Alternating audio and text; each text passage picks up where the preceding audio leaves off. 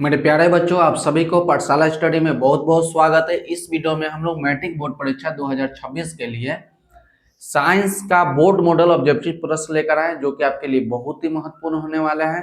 ये सभी ऑब्जेक्टिव प्रश्न को आप अच्छे तरीका से रट लीजिएगा, ताकि आप एग्जाम में जाए तो आपको किसी प्रकार का कोई भी दिक्कत न हो। ये सभी प्रश्न को आप याद जरूर कीजिएगा। 100% गारंटी है कि ये सभी प्रश्न जो है बोर्ड एग्जाम में जरूर आएंगे। जल्दी से रट लो, यही आएगा, आप याद रखिएगा। चलिए अब हम वीडियो को स्टार्ट करते हैं। आपका 1 नंबर प्रश्न आपका दिया गया है।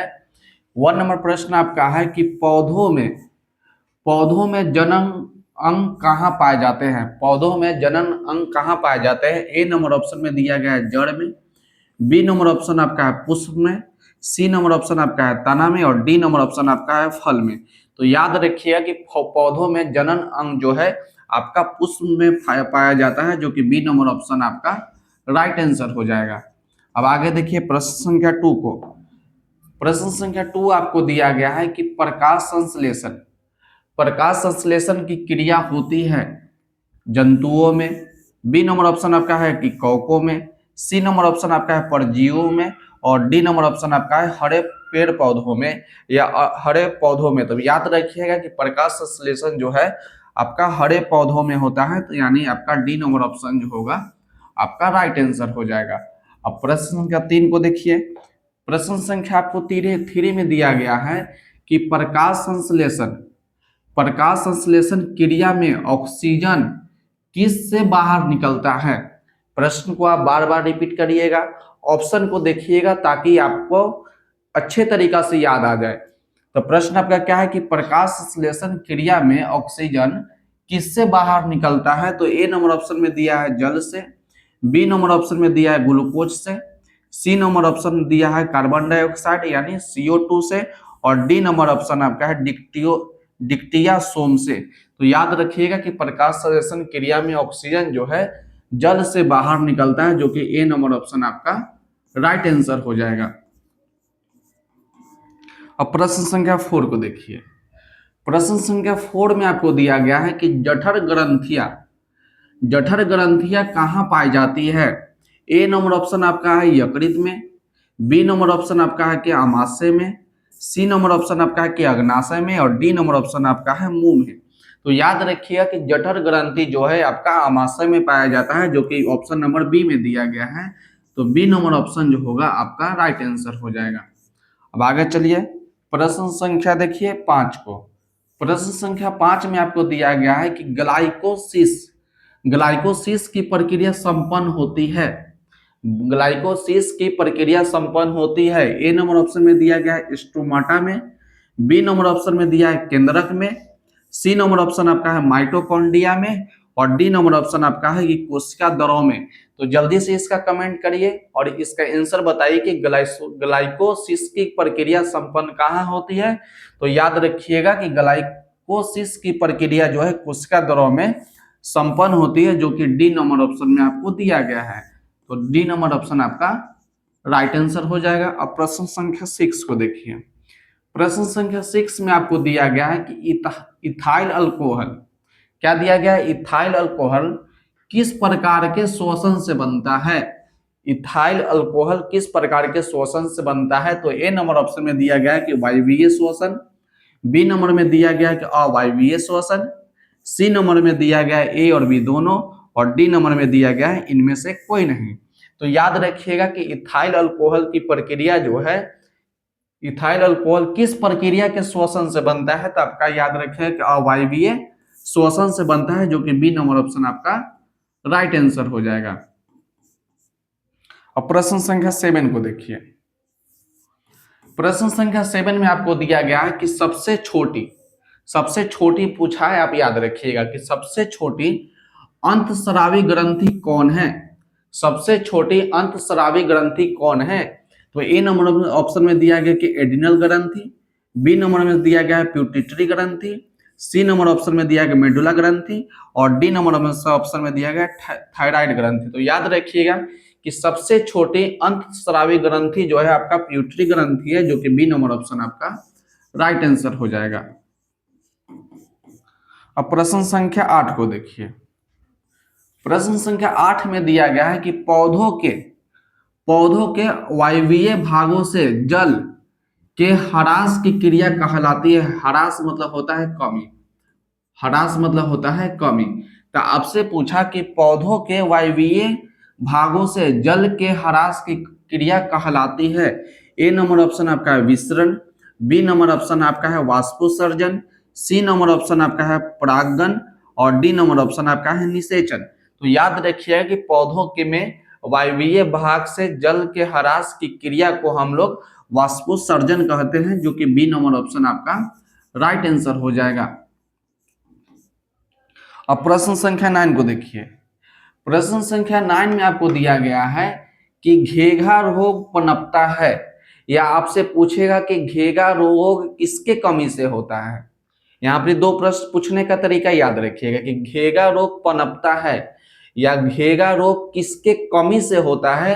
तो ए नंबर ऑप्शन में दिया गया है कि रक्त की कमी से, बी नंबर ऑप्शन में दिया गया है चीनी की कमी से, सी नंबर ऑप्शन दिया है आयोडीन के कमी से और डी नंबर ऑप्शन दिया गया है मोटापा से। तो याद रखिएगा कि घेघा रोग जो है आपका आयोडीन की कमी से होता है, जो कि सी नंबर ऑप्शन आपका राइट आंसर हो जाएगा। घेघा रोग किससे पनपता है? तो आयोडीन के कमी से।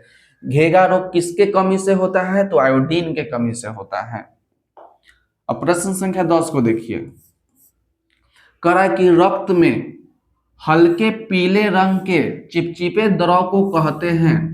बहुत ही अच्छा प्रश्न है, ये सभी प्रश्न आपका वीवीआई प्रश्न है, याद रखिएगा। इस सभी प्रश्न को आप अच्छे तरीका से याद करिएगा कि रक्त में हल्के पीले रंग के चिपचिपे द्रव को कहते हैं। ए नंबर ऑप्शन में दिया गया प्लाज्मा, बी नंबर ऑप्शन में दिया गया लिम्फ, सी नंबर ऑप्शन में दिया गया सीरम और डी नंबर ऑप्शन में दिया गया सफेद रक्त कणिका। तो याद रखिएगा कि रक्त में हल्के पीले रंग के चिपचिपे द्रव को हम लोग प्लाज्मा कहते हैं, जो कि ए नंबर ऑप्शन जो होगा आपका राइट हो जाएगा। ए नंबर ऑप्शन आपका राइट आंसर हो जाएगा। अब प्रश्न संख्या आगे देखिए 11 को। प्रश्न संख्या 11 में आपको दिया गया है कि रक्तचाप मापने के उपकरण को कहते हैं। रक्तचाप मापने के उपकरण को कहते हैं। ए नंबर ऑप्शन में दिया गया स्टेथोस्कोप, बी नंबर ऑप्शन में दिया गया एमीटर को, सी नंबर दिया है लैक्टोमीटर और डी नंबर है आपका स्पिगोमैग्नोमीटर। तो याद रखिए कि रक्तचाप को हम लोग स्पिगोमैग्नोमीटर के द्वारा मापते हैं, जो कि डी नंबर ऑप्शन आपका राइट हो जाएगा। लैक्टोमीटर से हम लोग दूध की शुद्धता को नापते हैं, याद रखिएगा। लैक्टोमीटर से हम लोग दूध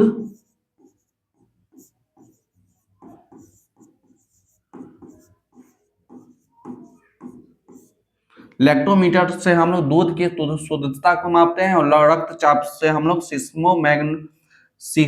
स्पिगोमैग्नोमीटर के द्वारा हम रक्तचाप को मापते हैं। अब प्रश्न संख्या 12 को देखिए।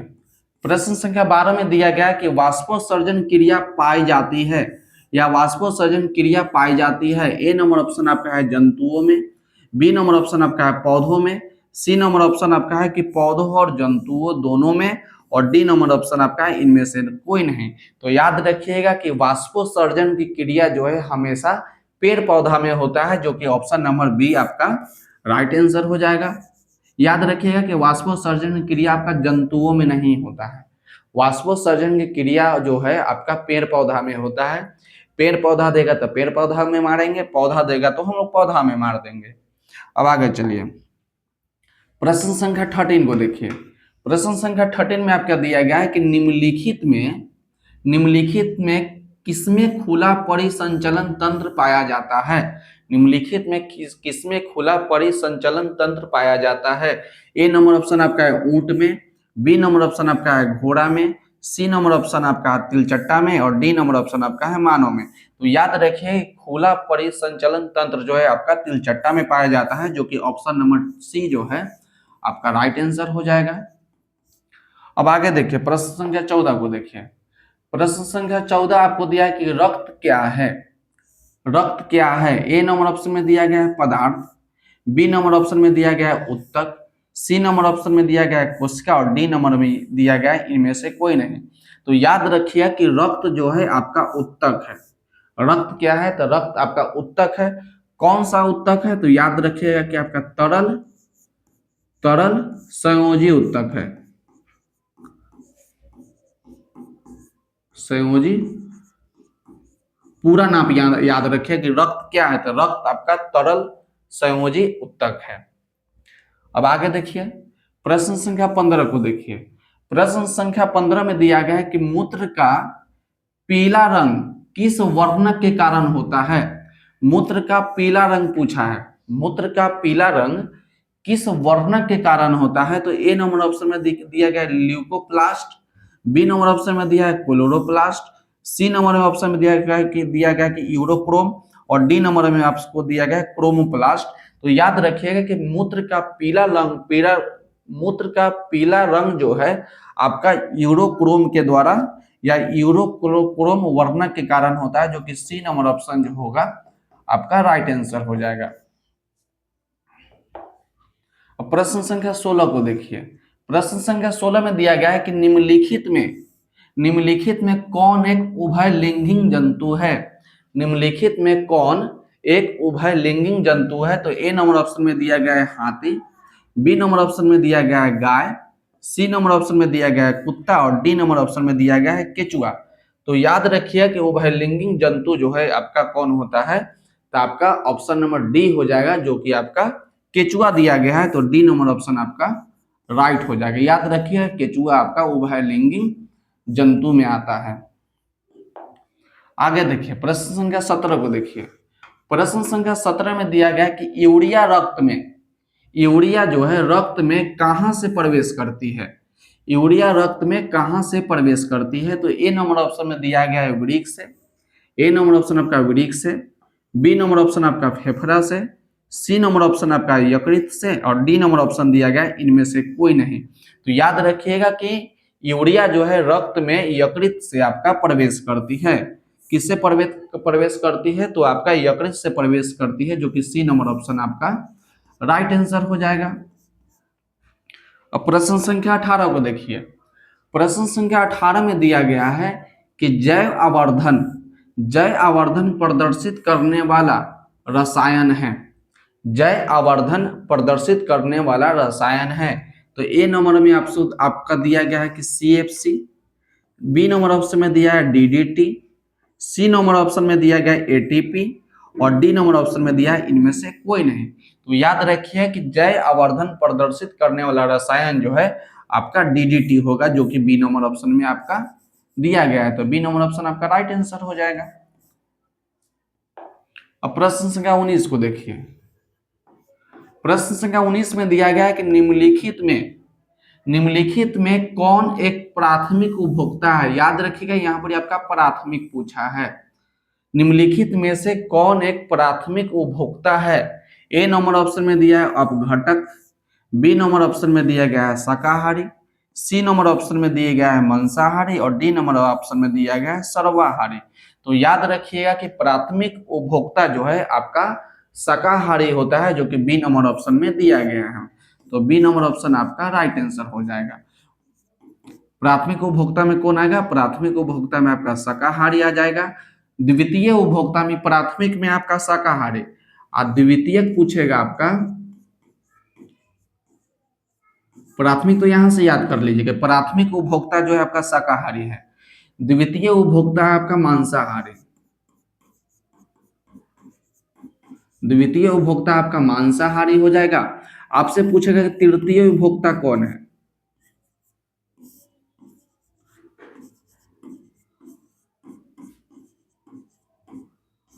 इसमें आपका आ जाएगा सर्वाहारी। प्राथमिक उपभोक्ता आपका शाकाहारी, द्वितीय उपभोक्ता आपका मांसाहारी, तृतीय उपभोक्ता आपका सर्वाहारी।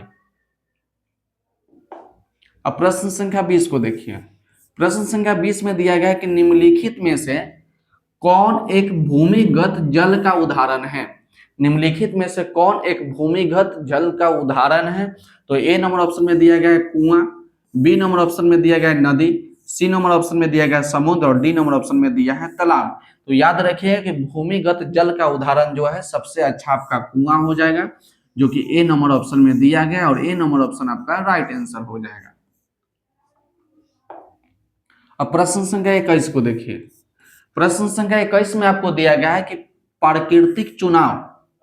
प्राकृतिक चुनाव द्वारा जीवों का विकास कहलाता है। याद रखें, यहाँ पर दिया गया जीवों का विकास। क्या दिया गया? जीवों का विकास। ए नंबर ऑप्शन में दिया गया मेंडलवाद, बी नंबर ऑप्शन में दिया गया लामार्कवाद, सी नंबर ऑप्शन में दिया गया डार्विनवाद और डी नंबर ऑप्शन में दिया गया सूक्ष्म विकास। तो याद रखिएगा कि जीवों का विकास जो है आपका डार्विनवाद कहलाता है, या कभी कभी डार्विन भी दे देगा। तो आपका सी नंबर ऑप्शन आपका राइट आंसर हो जाएगा। केवल याद रखिएगा कि जीवों का विकास पूछेगा कि जीवों का विकास का जनक कौन है, तो याद रखिएगा कि डार्विन है। जीवों का विकास का जनक कौन है, तो आप याद रखिएगा कि डार्विन है। और विकास क्या कहलाता है, तो डार्विनवाद कहलाता है। प्रश्न संख्या 22 को देखिए। प्रश्न संख्या 22 है कि हरे पौधा कहलाते हैं, हरे पौधे कहलाते हैं। तो ए नंबर ऑप्शन आपका है उपभोक्ता, बी नंबर ऑप्शन आपका है अपघटक, सी नंबर ऑप्शन आपका है उत्पादक और डी नंबर ऑप्शन आपका है इनमें से कोई नहीं। तो याद रखिएगा कि हरा पेड़ पौधा जो है आपका उत्पादक कहलाता है। हरा पेड़ पौधा क्या कहलाता है, तो हरा पेड़ पौधा आपका उत्पादक कहलाता है। तो आपका सी नंबर ऑप्शन जो होगा आपका राइट आंसर हो जाएगा। अब प्रश्न संख्या 23 को देखिए। प्रश्न संख्या 23 में है कि अंडोत्सर्ग का कारण है, अंडोत्सर्ग का कारण है। तो ए नंबर ऑप्शन में दिया है एलएच, बी नंबर ऑप्शन में दिया है एस्ट्रोजन, सी नंबर ऑप्शन में दिया गया एफएसएच और डी नंबर ऑप्शन में दिया इनमें से कोई नहीं। तो याद रखिएगा डायरेक्ट इसका कि अंडोत्सर्ग का कारण जो है एफएसएच है, जो कि सी नंबर ऑप्शन आपका राइट हो जाएगा। अब प्रश्न संख्या 24 को देखिए। प्रश्न संख्या 24 में आपका दिया गया है कि लैंगरहैंस की दीपिकाएं कहा जाता है या कहाँ पाई जाती है। लैंगरहैंस की दीपिकाएं कहाँ पाई जाती है, तो ए नंबर ऑप्शन में दिया गया है अंडाशय में, बी नंबर ऑप्शन में दिया गया है अमाशय में, सी नंबर ऑप्शन में दिया अग्नाशय में और डी नंबर ऑप्शन दिया गया है उड़ीक में। तो लैंगरहैंस की दीपिकाएं कहाँ पाई जाती है, तो आप याद रखिए कि लैंगरहैंस की दीपिकाएं जो है हमेशा अग्नाशय में पाया जाता है, जो कि ऑप्शन नंबर सी में दिया गया है। तो सी आपका जो होगा राइट आंसर हो जाएगा। अब प्रश्न संख्या 25 को देखिए। ये सभी प्रश्न जो है हर साल बोर्ड एग्जाम में पूछे गए प्रश्न है। ये सभी प्रश्न जो है आपका पीक्यू है, प्रीवियस ईयर क्वेश्चन है। तो आप सभी प्रश्न को आप अच्छे तरीका से याद रखिएगा। करा है कि थायरॉक्सिन हार्मोन के संश्लेषण में निम्नलिखित में से किसका होना आवश्यक है। थायरॉक्सिन हार्मोन के संश्लेषण में निम्नलिखित में से किसका होना आवश्यक है। तो ए नंबर ऑप्शन में दिया आयरन को, बी नंबर ऑप्शन में है आपका मैग्नीज को, सी नंबर ऑप्शन में है क्लोरीन को और डी नंबर ऑप्शन में है आयोडीन को। तो याद रखिएगा कि थायरॉक्सिन हार्मोन में आयोडीन का होना बहुत जरूरी है, जो कि आपका डी नंबर ऑप्शन जो होगा आपका राइट आंसर हो जाएगा। अब प्रश्न संख्या 26 को देखिए।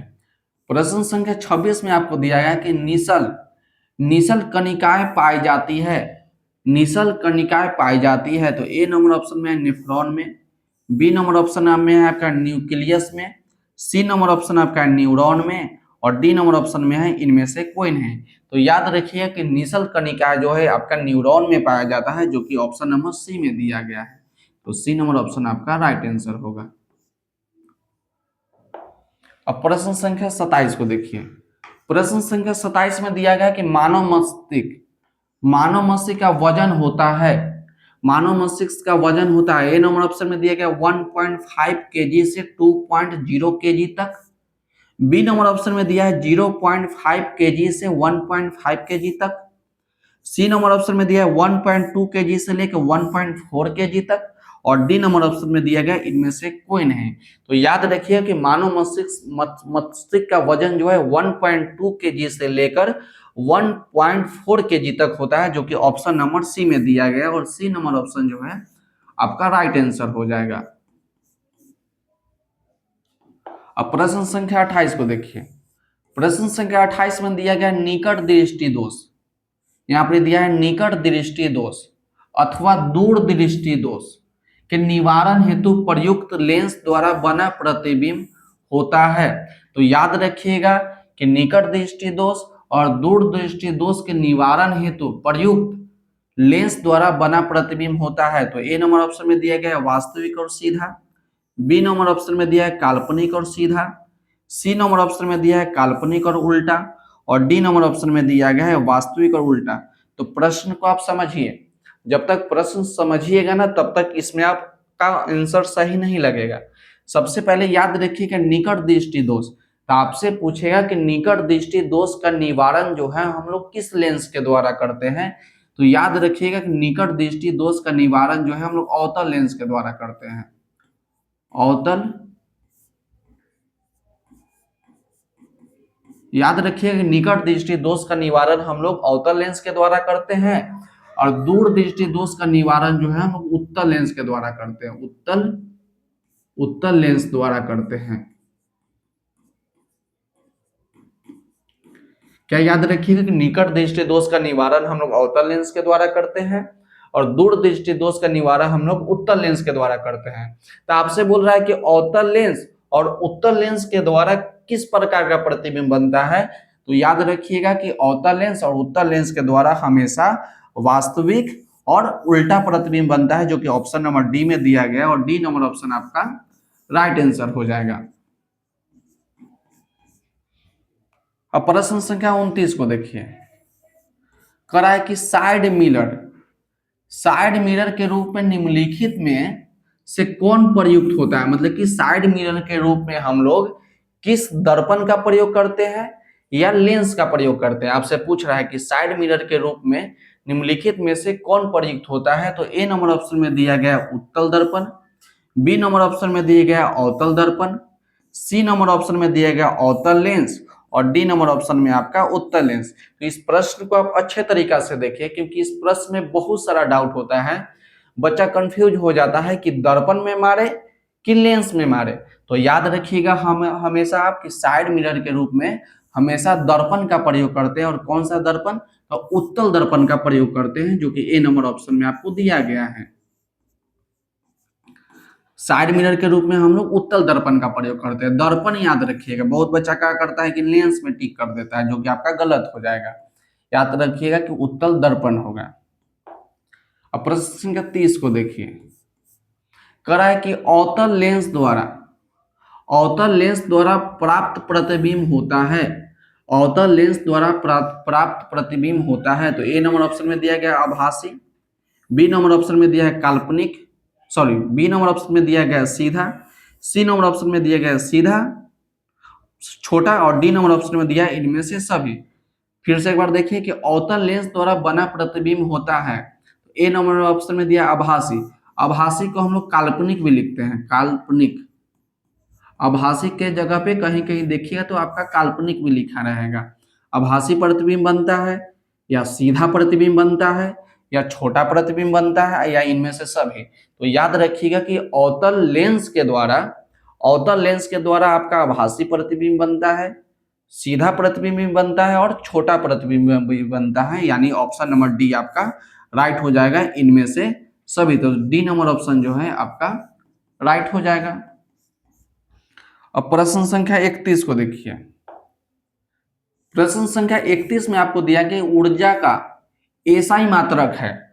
ऊर्जा का एसआई मात्रक है। आप सभी का एसआई मात्रक जरूर याद कर लीजिएगा, क्योंकि एसआई मात्रक से आपका एक या दो सवाल हर साल पूछे जाते हैं।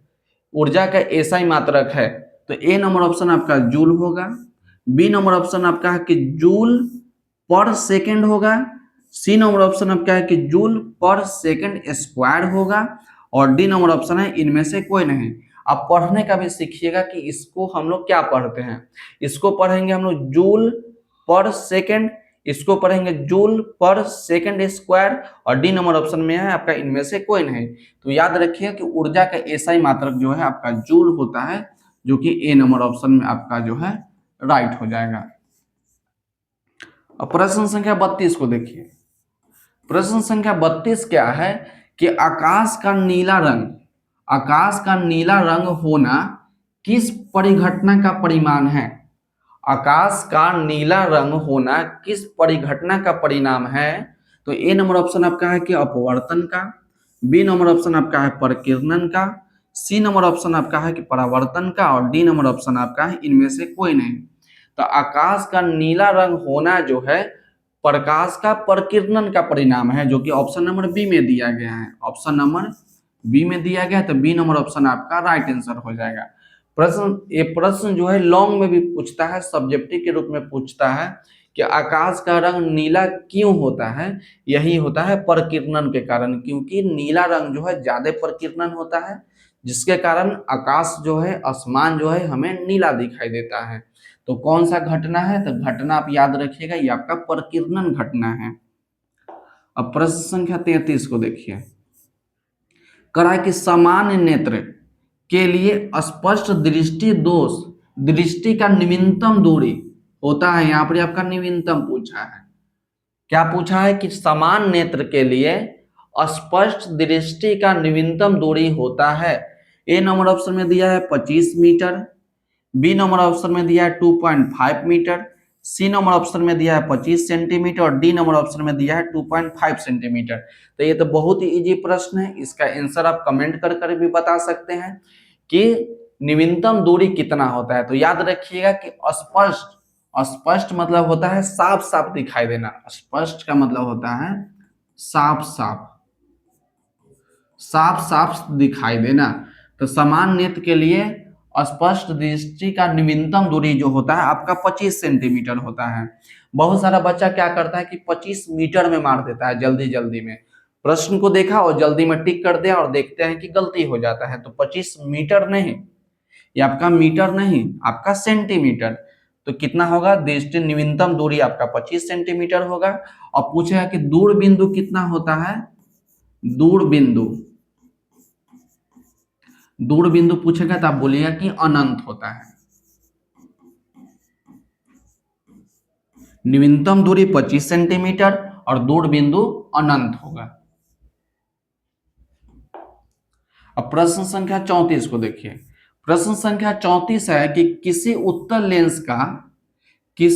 लेंस का फोकांसर 50 सेंटीमीटर है तो उसकी क्षमता होगी। इसको आप डायरेक्ट इसको याद रख लीजिएगा, इसका सलूशन जो है हम आपको बता देंगे। केवल अभी इसको आप याद कर लीजिए कि उत्तल लेंस का फोकांतर 50 सेंटीमीटर है तो उसकी क्षमता होगी पान डायोप्टर माइनस पान डायोप्टर -2 डायोप्टर +2 डायोप्टर। तो याद रखिएगा कि 50 सेंटीमीटर रहेगा तो इसकी क्षमता जो है हमेशा 2 डायोप्टर होगा, जो कि आपका डी नंबर ऑप्शन आपका राइट हो जाएगा। अब प्रश्न संख्या 35 को देखिए कि एक प्रिज्म कितने सतहों से घिरा होता है। एक प्रिज्म जो है, एक प्रिज्म कितने सतहों से घिरा होता है। तो ए नंबर ऑप्शन में दिया गया है 2, बी नंबर ऑप्शन में दिया गया है 3, सी नंबर ऑप्शन में दिया गया है 4 और डी नंबर ऑप्शन में दिया गया है 5। तो याद रखिएगा कि एक प्रिज्म जो है 5 सतहों से घिरा होता है, जो कि डी नंबर ऑप्शन आपका राइट हो जाएगा। एक प्रिज्म में कितना सतह होता है, तो एक प्रिज्म में आपका 5 सतह होता है। 36 नंबर देखिए, प्रश्न संख्या 36 में दिया गया है कि अभिनेत्र लेंस की फोकस दूरी में परिवर्तन किया जाता है। यह प्रश्न जो है मोस्ट वीवीआई प्रश्न है। कितना बार यह प्रश्न जो है आपसे पूछ चुका है, यह सभी प्रश्न जो है बोर्ड एग्जाम में पूछा गया प्रश्न है। तो प्रश्न आपका क्या है कि अभिनेत्र लेंस की फोकस दूरी, आपसे बोला कि फोकस दूरी में परिवर्तन किया जाता है। ए नंबर ऑप्शन में आपका पुतली द्वारा, बी नंबर ऑप्शन में है परितारिका द्वारा, सी नंबर ऑप्शन में आपका दृष्टि पटल द्वारा और डी नंबर ऑप्शन में दिया है कि पश्चमावी पेशिया के द्वारा। तो याद रखिएगा कि फोकस दूरी में परिवर्तन जो है आपका पश्चमावी पेशिया के द्वारा किया जाता है, जो कि डी नंबर ऑप्शन जो है आपका राइट हो जाएगा। अब प्रश्न संख्या 37 को देखिए। प्रश्न संख्या 37 में आपको दिया गया है कि प्रकाश के परावर्तन, याद रखिएगा यहाँ पर ही परावर्तन पूछा, तो प्रकाश के परावर्तन के कितने नियम हैं। तो ए नंबर ऑप्शन में आपका 1, बी नंबर ऑप्शन में दिया गया है 2, सी नंबर ऑप्शन में दिया गया है 3 और डी नंबर ऑप्शन में दिया गया है 4। तो आप जल्दी से इसका आंसर बताइए कि प्रकाश के परावर्तन के कितने नियम हैं। तो याद रखिएगा कि प्रकाश के परावर्तन को है 2 नियम हैं। प्रकाश के परावर्तन के भी 2 नियम हैं और अपवर्तन का भी 2 नियम है। जब परावर्तन पूछेगा फिर भी इसका दो नियम है, अपवर्तन पूछेगा फिर भी उसका दो नियम है। और दोनों नियम को हम आपको बता देंगे कि प्रकाश का अपवर्तन का दो नियम है तो वो कौन सा है, और परावर्तन के दो नियम है तो कौन सा है, क्योंकि यह प्रश्न जो है सब्जेक्टिव में पूछा जाता है। तो चलिए अब अगला प्रश्न देखते हैं। प्रश्न संख्या 38 को देखिए। प्रश्न संख्या 38 आपका फोटोग्राफी कैमरा, यहाँ पर ही कैमरा पूछा है आपसे, याद रखिएगा कि फोटोग्राफी कैमरा में अभिदृश्यक होता है, मतलब कि जो फोटोग्राफी कैमरा होता है उसमें किस लेंस का प्रयोग किया जाता है। तो ए नंबर ऑप्शन में दिया गया उत्तल लेंस का, बी नंबर ऑप्शन में दिया अवतल लेंस का, सी नंबर में दिया गया उत्तल दर्पण का, और डी नंबर ऑप्शन में दिया है अवतल दर्पण का। तो याद रखिएगा सबसे पहले बात कि जब कैमरा का बात होगा तो इसमें हमेशा लेंस का प्रयोग होता है, दर्पण का नहीं। तो देख रहे हैं कि अवतल दर्पण, ये ऑप्शन गलत हो जाएगा। फिर देख रहे हैं कि उत्तल दर्पण है तो ये ऑप्शन गलत हो जाएगा। तो दो ऑप्शन तो आप काट के हटा दिए। अब इसमें करिए कि उत्तल लेंस होगा या अवतल लेंस होगा। तो याद रखिए कि फोटोग्राफी कैमरा में हम लोग उत्तल लेंस का प्रयोग करते हैं, जो कि ए नंबर ऑप्शन में दिया गया है। कौन सा लेंस प्रयोग कीजिएगा, तो उत्तल लेंस का प्रयोग करिएगा। अब प्रश्न संख्या 39 को देखिए। प्रश्न संख्या 39 में दिया गया कि यदि एक किरण अवतल दर्पण पर, यदि एक किरण अवतल दर्पण पर लंबवत आपतित होती है, आपतित मतलब आने वाली प्रकाश, आपतित मतलब आने वाली प्रकाश, तो यदि एक किरण अवतल दर्पण पर लंबवत आपतित हो तो परावर्तन के बाद, क्या बोला, परावर्तन के बाद किरण किस बिंदु से गुजरेगी। ए नंबर ऑप्शन में दिया गया है फोकस से, बी नंबर ऑप्शन में दिया गया वक्ता केंद्र से, सी नंबर ऑप्शन दिया गया ध्रुव से, और डी नंबर ऑप्शन है इनमें से कोई भी नहीं। तो याद रखिएगा कि अवतल दर्पण पर लंबवत आपतित आपतित हो तो परावर्तन के बाद किरण जो है आपका फोकस से गुजरेगी, जो कि ए नंबर ऑप्शन आपका राइट हो जाएगा। अब प्रश्न संख्या 40 को देखिए। प्रश्न संख्या 40 में आपको दिया गया है कि यदि एक प्रिज्म से एक वर्णीय किरण गुजरे तो इसका नहीं होगा। आपसे क्या पूछा कि यदि एक प्रिज्म से एक वर्णीय किरण गुजरे तो इसका नहीं होगा, आपसे नहीं होगा पूछा है। याद रखिएगा ये आपका निगेटिव वर्ड है कि एक प्रिज्म से एक वर्णीय प्रकाश गुजरे तो इसका नहीं होगा। तो ए नंबर ऑप्शन में दिया गया अपवर्तन, बी नंबर ऑप्शन में दिया गया वर्ण विक्षेपण, सी नंबर ऑप्शन में दिया गया विचलन, और डी नंबर ऑप्शन में दिया गया इनमें से कोई नहीं। तो याद रखिएगा इसका क्या नहीं होगा, तो इसका वर्ण विक्षेपण जो है आपका नहीं होगा, जो कि आपका बी नंबर ऑप्शन में दिया गया है। तो बी नंबर ऑप्शन जो है आपका राइट हो जाएगा। अब चलिए आगे देखते हैं। तो यहाँ पर आपका जो है आपका समाप्त हो गया। Thanks for watching. यदि वीडियो अच्छा लगा हो तो वीडियो को लाइक जरूर कर दीजिएगा। चैनल पर नया हो तो चैनल को सब्सक्राइब कर दीजिएगा। और आपको वीडियो कैसा लगा ये आप हमें कमेंट करके जरूर बताइएगा, और अपने दोस्त को साथ शेयर कर दीजिएगा। तो जय हिंद। आज की वीडियो के लिए बस इतना ही, मिलते अगले वीडियो में। तब तक पढ़ते रहिए मन लगा के और बढ़ते रहिए।